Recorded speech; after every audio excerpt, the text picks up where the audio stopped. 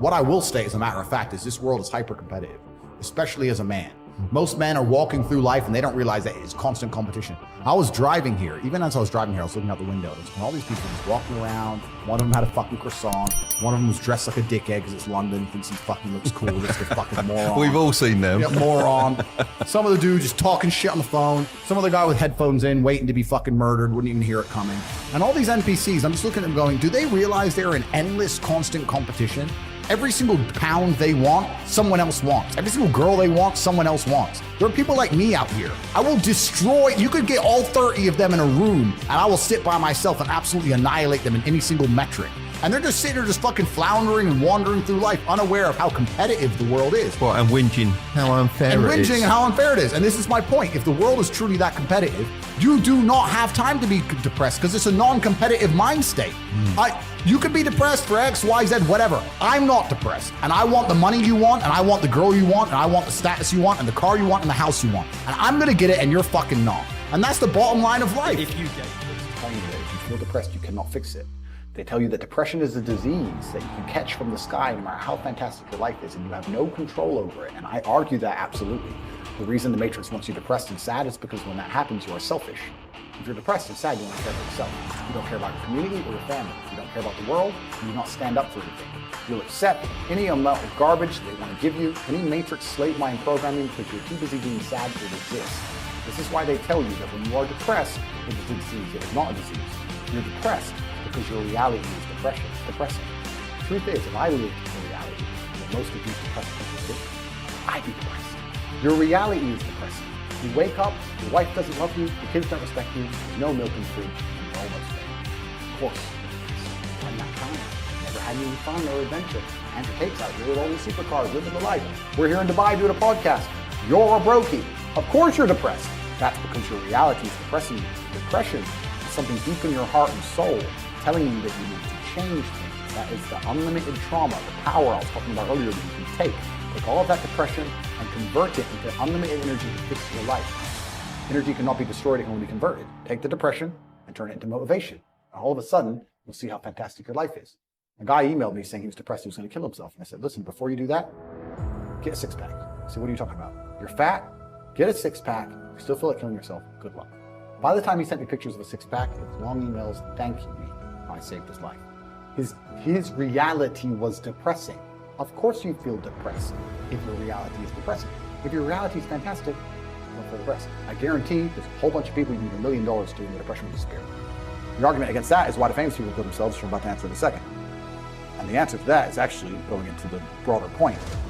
The way the Matrix teaches about depression, they're trying to teach you to be hopeless. They're teaching you that you cannot fight against it unless you take pharmaceutical drugs. And I say that it is not real in that paradigm, and that believing that is the case is going to destroy you.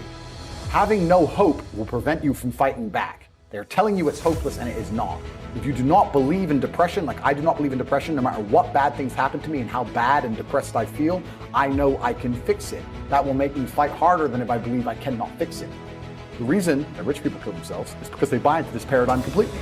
They go to a therapist, and the therapist says, you have depression. It's not your fault.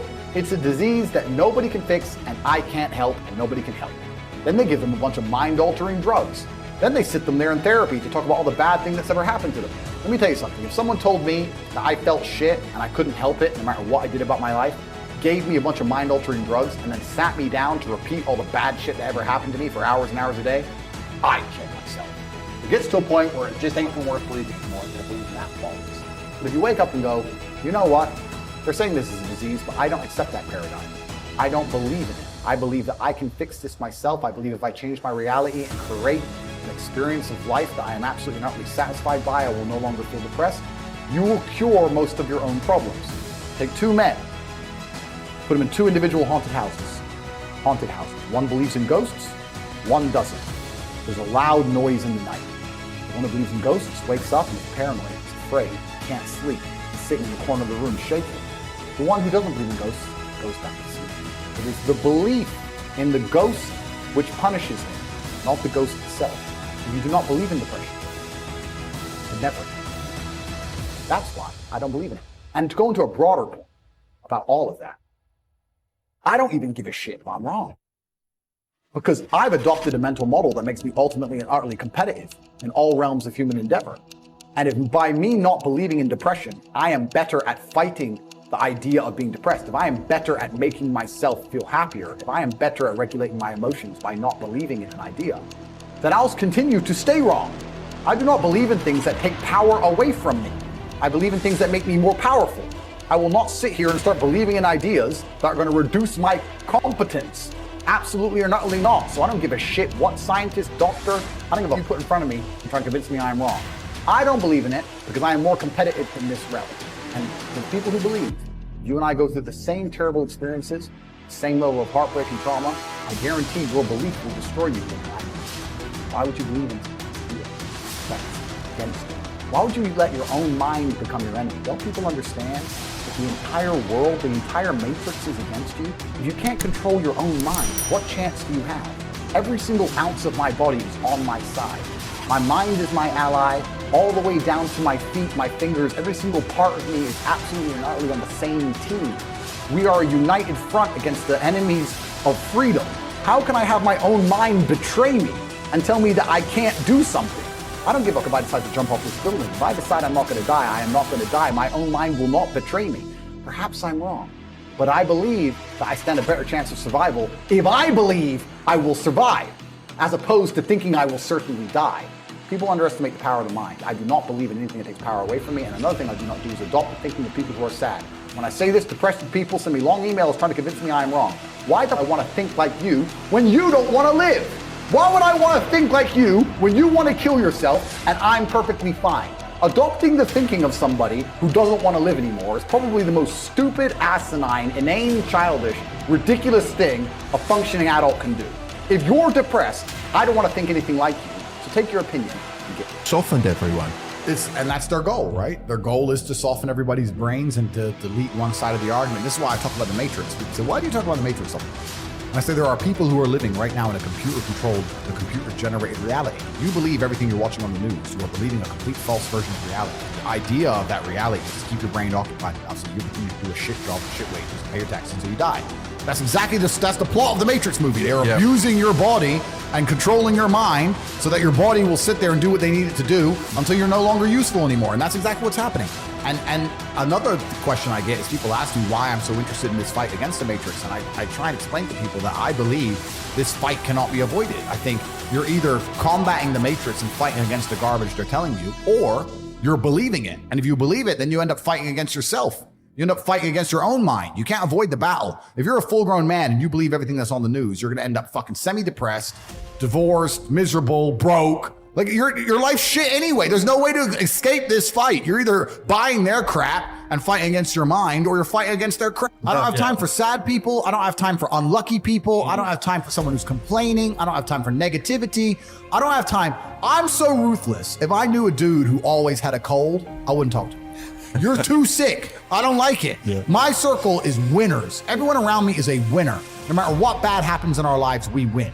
And it's amazing to me that people understand that you are the sum of the 5 people you spend most time with. 100%. But then they don't curate their circle. No. They'll go, yeah, I understand that part. And then they'll still hang around with a bunch of fucking losers. The problem is, it has to be a value exchange. You can't be a loser hanging around with winners because winners don't want to hang around with you. You need to find a way to provide value and work your way up. But as you progress through life, there's going to have to be people you cut off because they're just holding on to your coattails, slowing you down. And no matter how many times you give them a chance, they don't want to fucking progress. And that's their decision. That's fine. You don't have to feel guilty about that. You have to find a way to provide value. I'll give you an example. In Romania, I was driving and I went to a town called Cluj. It's a very small town. I went in a nice car and a kid came up to me and he said, I run the car spotting page and we take pictures with cars and everything. I said, yeah, sure. And anyway, he took a picture of it and then he gave me his business card and he said, I just want you to know, I don't even like cars.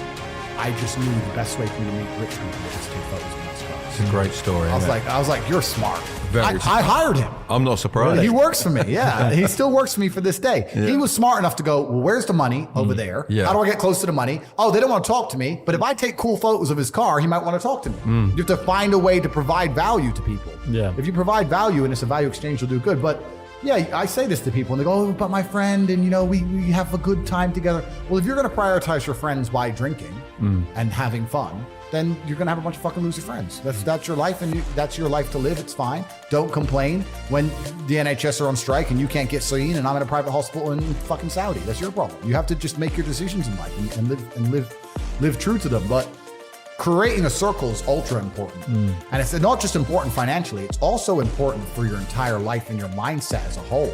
Because it's amazing, especially amongst men, we never want to be the poorest person in the room. We never want to be the weakest person. You never want to be, so if you're with a group of killers, you have now this massive expectation. It's almost like societal pressure and a positive force. If I go to my friends, I can't be the weakling. If everyone does X amount of push-ups, I have to do them. You might get... So if you love your family and you love your last name and you're proud of yourself, then you have a duty to be massively, monumentally successful, to show homage to your ancestors. I find it amazing there are people out here today who are going to sit and say, oh, I'm sad, I'm too depressed, I don't want to work hard. Do you understand that only 200 years ago, there were peasants out working a field, starving, surviving the Black Death, surviving the plague, struggling to exist just to reproduce, so that 200 years later, you can be the end of their bloodline, for you to sit on your ass and do fucking nothing. Like, you're a fuck up. You're fucking up your entire bloodline of your entire ancestry. You owe these people things. They went through hell for you to exist. You have a debt, you have a duty to pay. You have to be the best possible version of yourself. And the same to God. God loves people who try. God loves people who work hard. It's amazing if you try your very best all the time, what God will give you. He'll give it to you, anything you want, if you actually try. Not convincing yourself you try, actually try. They're different things. But yeah, I was instilled with this because from a young age, my dad said, you're a Tate. And Tates are the greatest people on the face of the planet. And there's gonna be a day I'm not here anymore, and they're gonna talk about me because of how fantastic you are. So go do your fucking job. I said, yes, sir. And here I am.